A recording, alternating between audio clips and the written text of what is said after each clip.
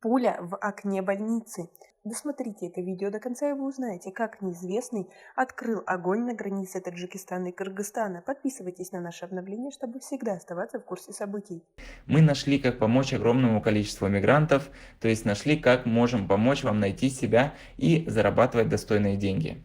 Для того, чтобы попробовать себя в работе онлайн, при этом ничем не рискуя и не уходя с текущей работы, оставьте свои данные по Google форме ниже под видео, и мы с вами свяжемся. На таджикско-кыргызской границе неизвестный произвел одиночный выстрел. Об этом сообщает отдел по связям с общественностью и СМИ пограничной службы ГКНБ Кыргызстана. Известно, что выстрел был произведен в Баткенской области.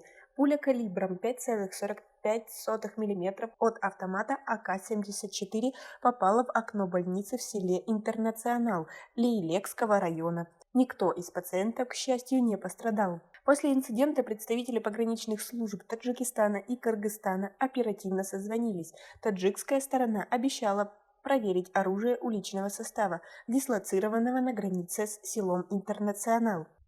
В 17:00 состоялась встреча пограничных представителей, на которой таджикская сторона заявила, что по итогам проверки боеприпасов выяснилось, что пограничники Таджикистана не применяли оружие. При этом пограничный представитель Таджикистана отметил, что мог быть произведен случайный выстрел. Участники встречи приняли решение о проведении каждой из сторон собственного расследования произошедшего, сообщает ГКНБ Кыргызстана. Как вы относитесь к такой ситуации? Свои ответы напишите нам, пожалуйста, в комментарии.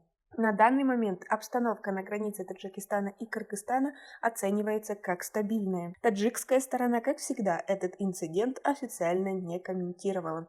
Как вы относитесь к тому, что наши власти постоянно умалчивают о всем происходящем и очень редко комментируют происходящее? Свои ответы напишите нам, пожалуйста, в комментарии. У нас пока на этом все. Оцените наше видео подпиской и лайком. До скорой встречи!